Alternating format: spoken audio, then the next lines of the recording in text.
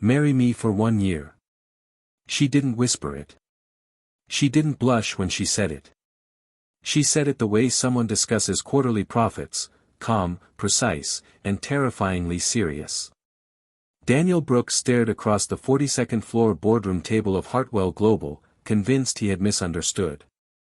Outside the glass walls, Manhattan pulsed with restless winter energy, yellow taxis sliding through wet streets, skyscrapers piercing a gray sky, people chasing ambition like oxygen.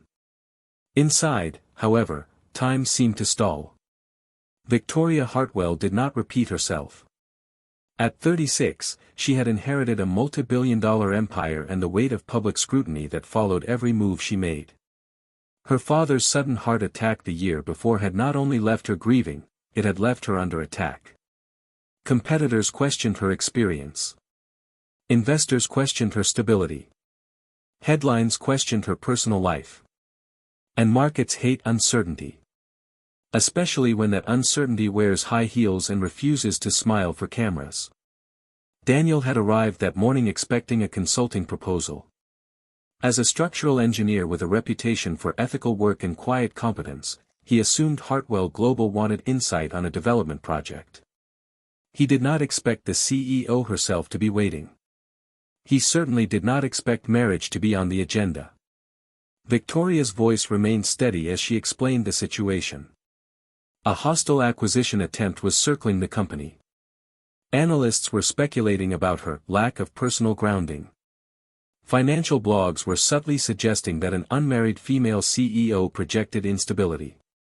Board members feared investors would panic. The solution, her advisors insisted, was simple optics. A husband. Not a real marriage. A contractual one. 1 year of public appearances. Shared residence for authenticity.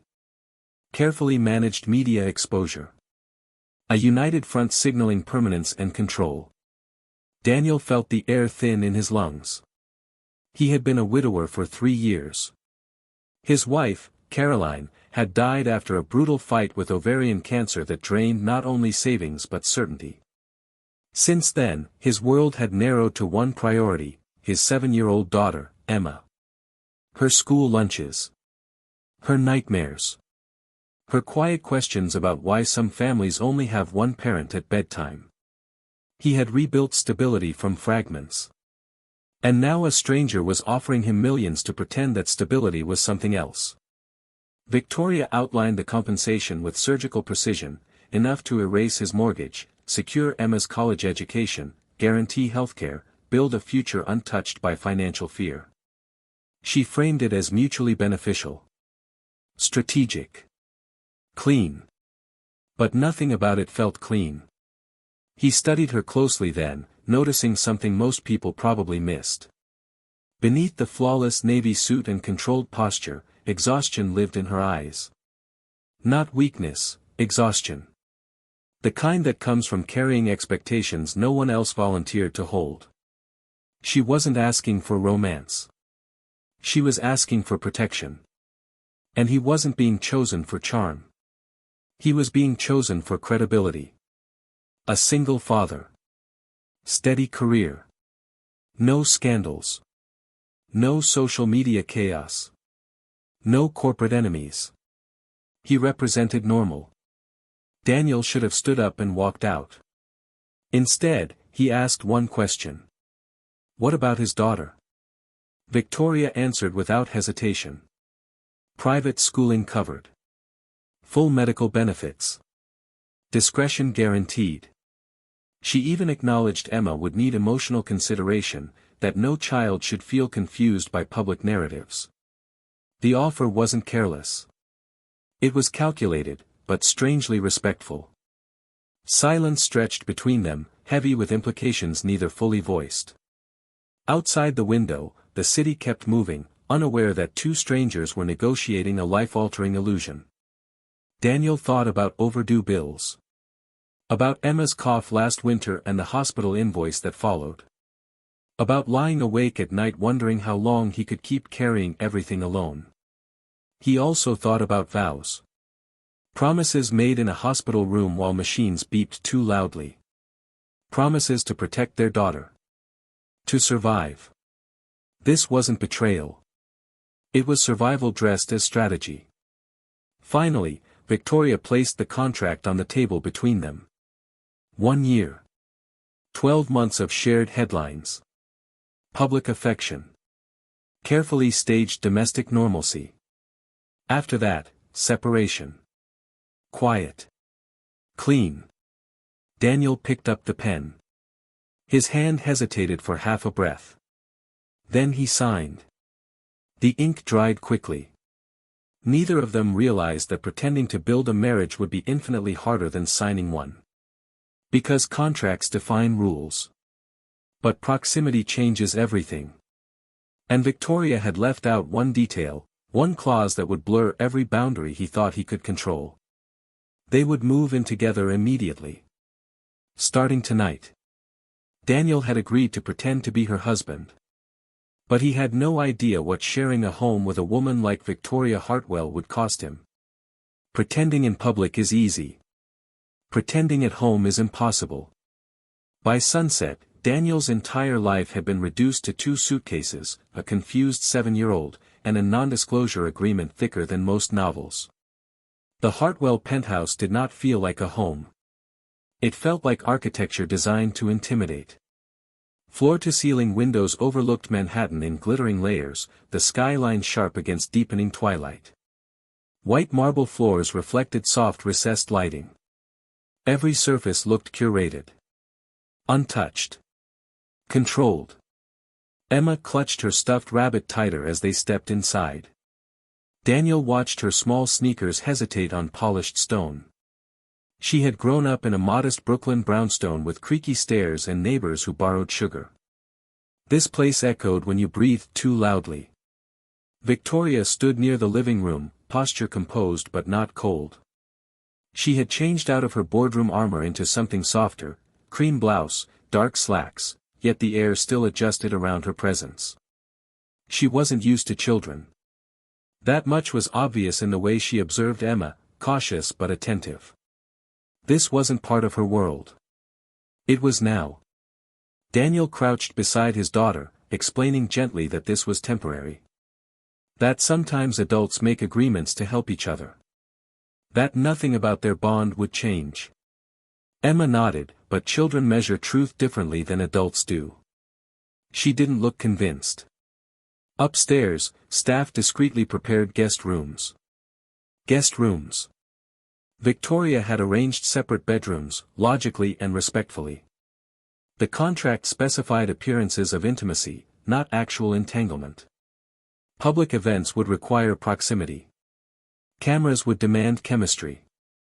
But inside these walls, boundaries remained defined. At least on paper. That night, the first wave hit. A financial news outlet broke the story: CEO Victoria Hartwell marries single father in private ceremony. The article framed it as romantic. Unexpected. Grounding. Investors reacted instantly. Hartwell Global stock ticked upward within hours. Analysts praised her stability. Comment sections exploded with curiosity about the unknown husband. Daniel's phone buzzed relentlessly. Friends. Former colleagues. Old acquaintances who hadn't reached out in years. Headlines labeled him mysterious. Some praised him. Others questioned motives. Emma saw his face on television before he could turn it off. She stared quietly at the screen, where a photo taken outside the penthouse earlier that evening showed him standing slightly behind Victoria, protective but uncertain. "Are we famous now?" she asked softly. Daniel didn't know how to answer that without lying. Across the room, Victoria watched the exchange and felt something unfamiliar press against her carefully constructed emotional barriers. This arrangement had been a business solution. Efficient. Strategic. But she had not accounted for the way a child's confusion complicates strategy. Later that night, after Emma finally fell asleep in a bedroom larger than their old living room, Daniel stood alone near the kitchen island, city lights reflecting in the glass behind him. The silence of wealth felt different from the silence of grief. One was curated. The other was earned. Victoria approached carefully. For the first time since the contract signing, uncertainty flickered in her composure. She clarified expectations: public unity, coordinated schedules, shared appearances at charity events, investor dinners, media interviews. They would need to look convincing. Natural. Daniel listened. Then came the unspoken question. Where exactly did the line sit? The contract mentioned cohabitation. Shared residence. Occasional staged affection. It did not detail what happened when loneliness met proximity. Victoria acknowledged the complexity directly, not emotionally, but realistically. They were adults. Boundaries would be respected. Privacy maintained. No expectations beyond the agreement. Yet as she spoke, the distance between them felt smaller than the contract intended. Daniel realized something unsettling.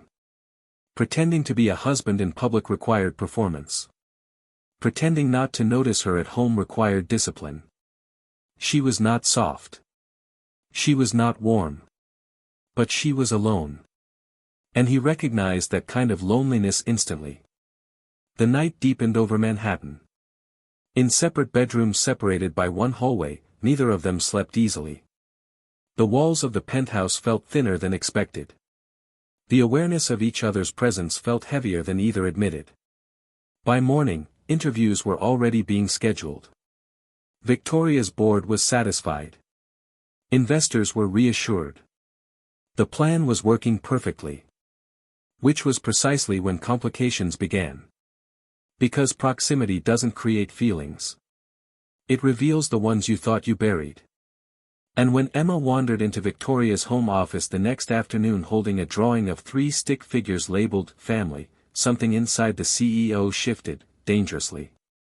This was no longer optics. This was attachment. Victoria had built her empire on control, but she was about to lose it the moment pretending started to feel real. The world believed they were in love. The danger was, they were starting to believe it too. 3 days after the announcement, Victoria and Daniel stood side by side in front of flashing cameras outside a Manhattan charity gala, the same kind of event she once attended alone without question. Now every movement mattered. The way his hand rested at her back. The way she leaned slightly into him. The way their eye contact lingered just long enough to look natural but not staged. The public devoured it. Headlines shifted from skepticism to fascination. Power CEO finds stability in widowed engineer. Love after loss, inside Victoria Hartwell's surprise marriage. Analysts praised her emotional grounding. Stock values held steady. The board expressed quiet satisfaction. From a business standpoint, the strategy was flawless. From a human standpoint, it was becoming complicated. Inside the gala ballroom, beneath cascading crystal chandeliers and orchestral music, they performed their roles with precision. Daniel had always been steady under pressure, but this was a different kind of scrutiny. Cameras didn't just capture posture, they hunted for authenticity. Victoria understood optics intimately. She knew how to angle her chin, how to smile without overcommitting, how to place her hand lightly on his arm for visual warmth. What she did not expect was the subtle comfort she felt when his hand rested naturally against her waist. It wasn't possessive. It was protective. That distinction unsettled her. Daniel felt it too, the way she softened slightly when conversations turned aggressive, the way she glanced toward him instinctively when investors pushed too hard. She trusted him in the role. Trust was never part of the contract. Later that evening, a reporter asked how they met. The question was rehearsed in advance. They had memorized the agreed narrative. A consulting project. Mutual respect. Shared values. Victoria began reciting the story smoothly.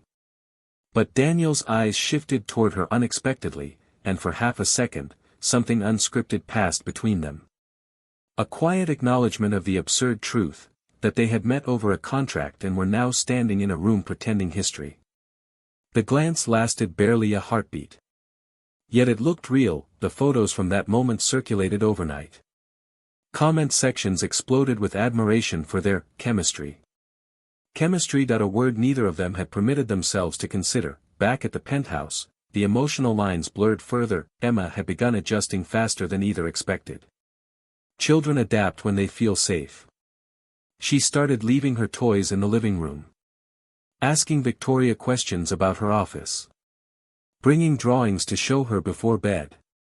One evening, Daniel returned from picking up groceries to find Emma and Victoria seated at the kitchen island, heads bent over a sheet of paper covered in crayon sketches. Victoria was laughing, not politely, not strategically, but genuinely.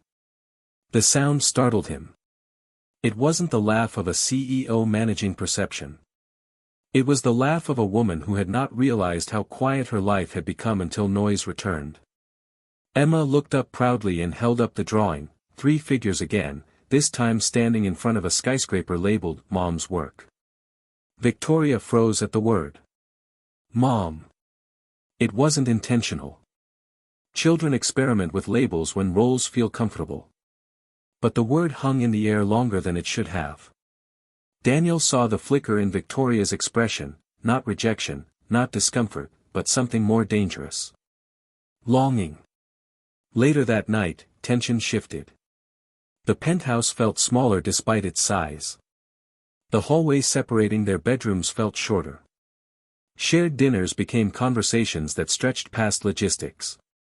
She asked about his late wife, cautiously, respectfully. He answered without shutting down.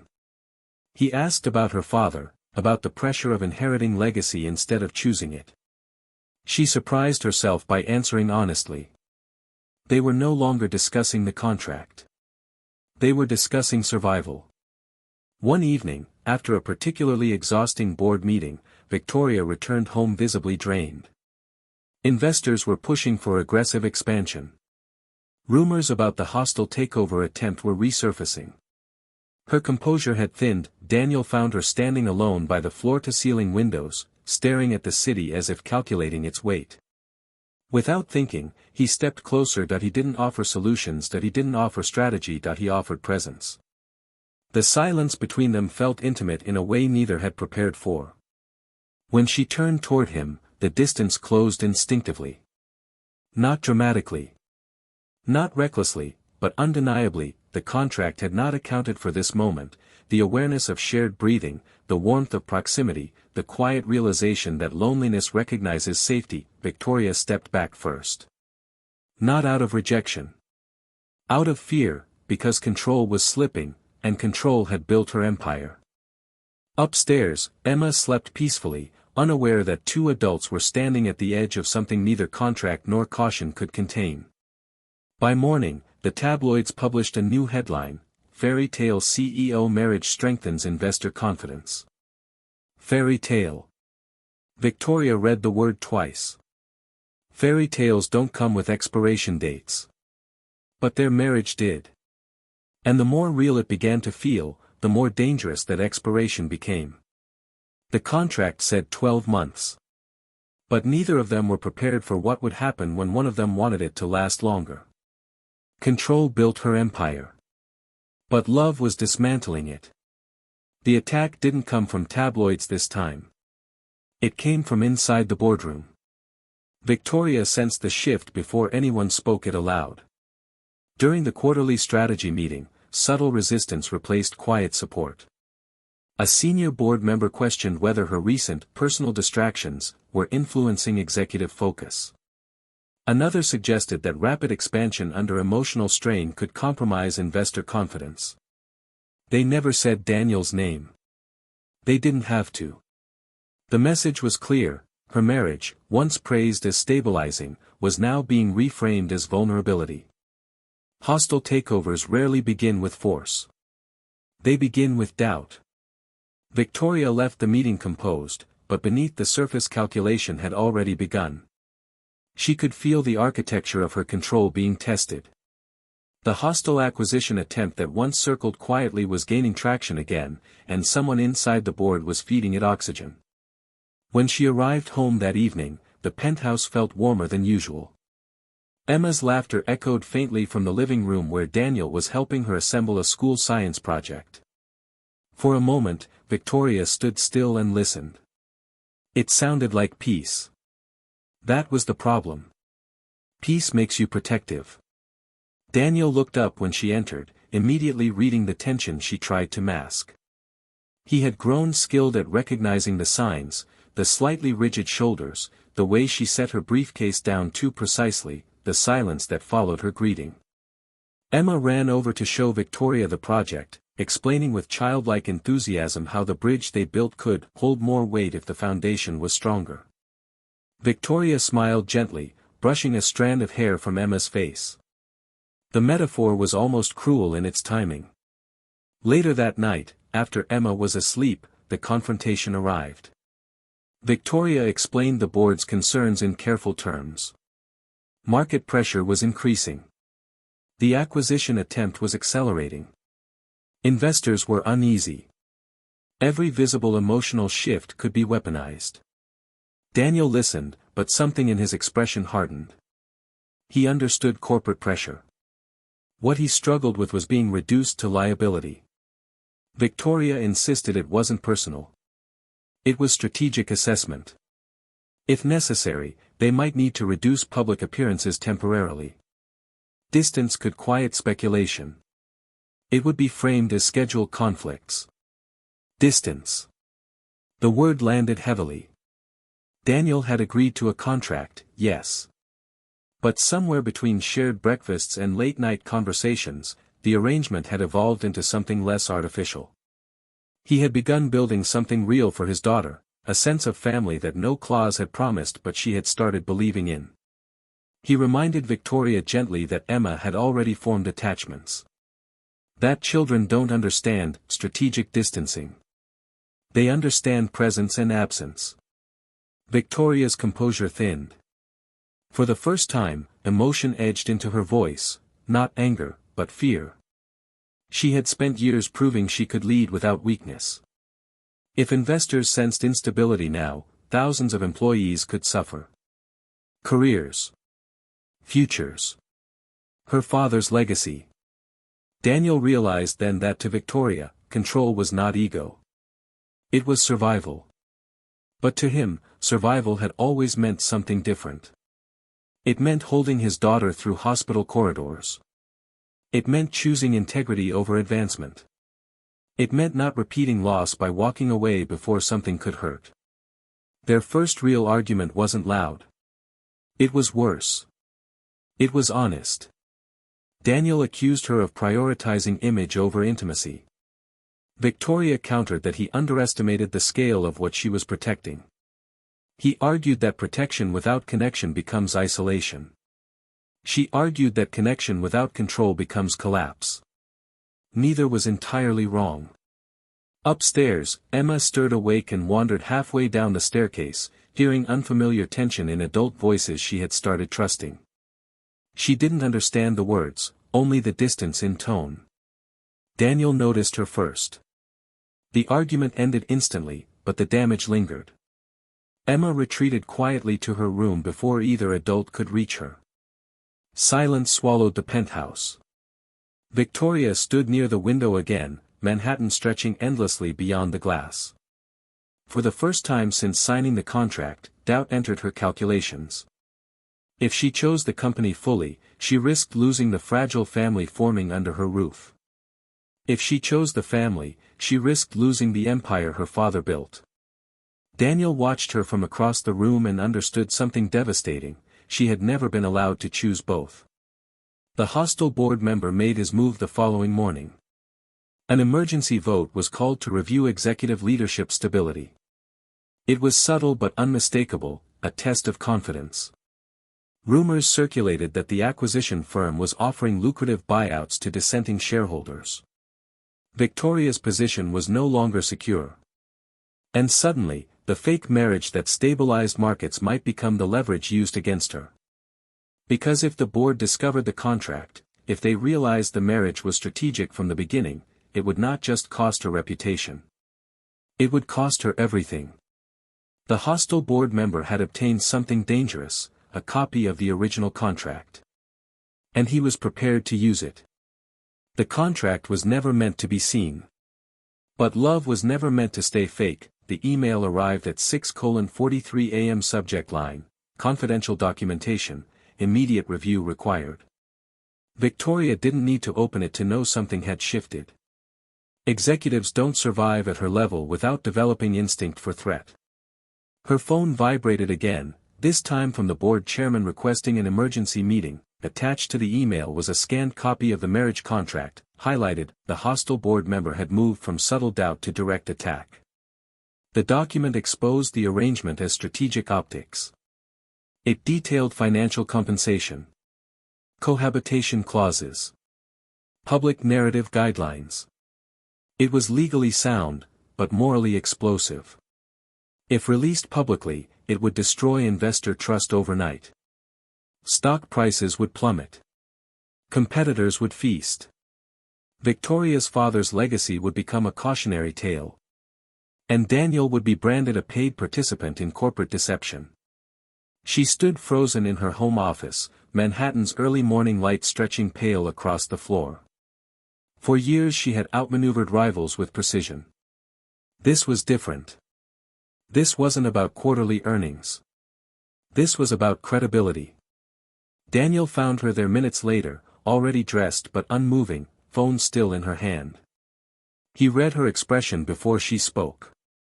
Something had broken through her armor. When she finally showed him the contract leak, the silence that followed felt heavier than any argument they had endured. He scanned the document slowly. There it was, his signature. Her signature. Proof that what the world believed to be romance began as strategy. Emma's laughter drifted faintly from the kitchen where she was eating cereal, unaware that the stability she had begun trusting was balancing on collapse. Victoria explained the board's position clinically. If the document surfaced publicly, shareholders could sue for misinformation. She could be removed as CEO. The company could fracture. Thousands of employees would face uncertainty.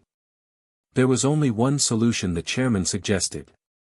Preemptive confession. She would hold a press conference, admit the marriage began as contractual, and frame it as a personal mistake rooted in grief and pressure. Transparency might salvage partial trust. But transparency would expose Daniel and Emma to scrutiny. Daniel felt anger rise, not at her, but at the system that demanded sacrifice for perception. He had entered the agreement knowing it was temporary. What he hadn't anticipated was caring enough for it to hurt. He reminded her quietly that contracts can be explained. Feelings cannot. Victoria's composure faltered for the first time since he had met her. She admitted what she had avoided saying aloud, that somewhere between board meetings and bedtime stories, she had stopped pretending. The marriage may have begun as strategy, but her attachment to him and to Emma had not been calculated. She didn't say the word love. She didn't need to. Daniel felt it in the way her voice trembled despite her effort to control it. The real crisis wasn't the contract. It was the possibility of losing what had grown inside it. Upstairs, Emma entered the hallway quietly, clutching her backpack. She sensed tension the way children do, not through words, but atmosphere. When she saw both adults standing too still, too serious, her expression changed. She asked one simple question. Are we moving again? The question fractured something inside Victoria. Emma had already lost one mother. Already adjusted to absence once. The thought of becoming another temporary chapter in her life felt unbearable. Victoria knelt to meet her eye level, assuring her that no one was leaving. But assurance felt fragile when truth loomed publicly. Later that afternoon, Victoria faced the board in person. The contract sat on the table like evidence in a courtroom. The hostile member argued that deception invalidated her leadership. That emotional instability had compromised governance. That shareholder trust demanded accountability. Victoria listened. For years she had defended her father's legacy with strategic brilliance. Now she had to defend her heart. When her turn came to speak, she did not deny the contract. She did not deflect responsibility. She acknowledged the arrangement began strategically, during a period of vulnerability and corporate threat. But then she did something uncharacteristic. She told the truth beyond the contract. She admitted that what began as optics evolved into something real. That stability cannot be fabricated long-term.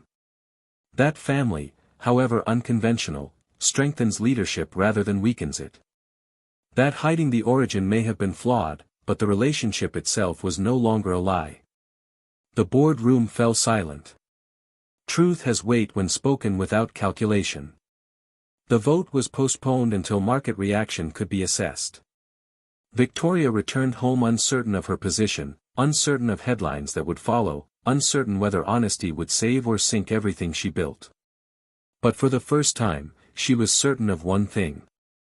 If forced to choose between the empire and the family forming under her roof, she knew which one would matter more. That night, as Manhattan lights shimmered beyond the penthouse windows, the press release was drafted. And by morning, the story would break. When the truth hits the headlines, Victoria won't just lose control of the company, she might lose Daniel too. The truth went public at 9 a.m. By 9:01, everything changed. The headlines were merciless in their efficiency. CEO admits marriage began as contract. Corporate optics or real love. Victoria Hartwell's strategic husband. Financial analysts dissected her confession with clinical precision. Commentators debated ethics. Investors reacted in real time. Hartwell Global's stock dipped sharply in the first hour of trading. Victoria watched the numbers move from the quiet of her office, the same office where she had once felt untouchable. For the first time in years, she allowed herself to feel uncertainty without fighting it. She had chosen honesty, and honesty does not come with guaranteed outcomes. Across the city, Daniel watched the coverage from the engineering firm where he had returned to work quietly weeks earlier. His colleagues approached him carefully, unsure whether to congratulate him or distance themselves. He offered no explanations beyond what Victoria had already given publicly. The contract had begun as business. But what followed had not. Emma faced her own version of scrutiny at school. A few parents whispered. A few children repeated what they heard at home. She didn't fully understand financial markets or corporate governance. She only understood that the adults she cared about looked worried. That evening, Victoria returned home earlier than usual. The penthouse felt different, not colder, not warmer, simply exposed. She removed her heels slowly near the entryway, the sound echoing faintly against marble. Daniel was waiting in the living room. No anger. No accusation. Just gravity. Victoria told him the board had scheduled a final vote. If shareholder confidence didn't stabilize within 48 hours, she would be asked to step down, for the good of the company. A graceful exit. A narrative of accountability. Her voice didn't shake when she said it, but her eyes did. For most of her life, she had fought to prove she belonged in rooms dominated by doubt. Stepping down would mean surrendering not just position, but identity. The company carried her father's fingerprints. Every expansion plan, every innovation initiative, every strategic defense bore her effort. Daniel understood legacy. He also understood loss. He told her something simple, that empires can be rebuilt. Trust, once broken at home, is harder to restore. Victoria had spent weeks fearing that loving them would cost her the company. Now she faced the opposite reality. Saving the company might cost her them. Later that night, she found Emma sitting at the kitchen island, drawing again. The child looked up with quiet seriousness beyond her years. "Are you still staying?" Emma asked softly. Victoria knelt beside her. For the first time in her adult life, she answered without calculation. Yes. The next morning, before markets opened, Victoria made her decision. She called the board chairman personally. Calm. Direct. She informed him that if her presence endangered the company's stability, she would resign voluntarily. Not under pressure. Not framed as failure. But as strategic transition. The chairman hesitated. Market analysts had been monitoring public reaction overnight. Something unexpected was happening. Social media sentiment was shifting, many investors praised her transparency. Employees expressed loyalty. Editorial pieces emerged framing her confession as courageous rather than deceptive. Stock decline slowed. Then stabilized. By midday, it began to recover. Transparency had done what strategy could not. The board reconvened. The hostile members' leverage evaporated under shareholder support. Victoria was asked to remain. Not because she defended optics. Because she defended truth. That evening, she returned home carrying something she had never brought into the penthouse before. Relief. Daniel met her at the doorway, searching her face before she spoke. When she told him she was staying as CEO, his first reaction wasn't triumph. It was gratitude. Because she had been willing to walk away. Later, after Emma had fallen asleep, Victoria stood near the window overlooking Manhattan, the city that once demanded perfection and now felt human. She turned toward Daniel, no contracts between them anymore, no expiration date looming invisibly over their future. The agreement had ended the moment truth went public. What remained was choice. Victoria stepped closer, not as CEO, not as strategist, but as a woman who had learned that vulnerability does not weaken leadership, it anchors it. Daniel reached for her hand. This time, there were no cameras. No investors. No board members. Just quiet certainty. The next morning, they filed new paperwork. Not contractual. Permanent. And months later, when Emma drew her family again, the figures were no longer labeled mom's work or dad's job. They were labeled simply home. The marriage began as strategy, but it survived because they chose each other when it stopped being safe.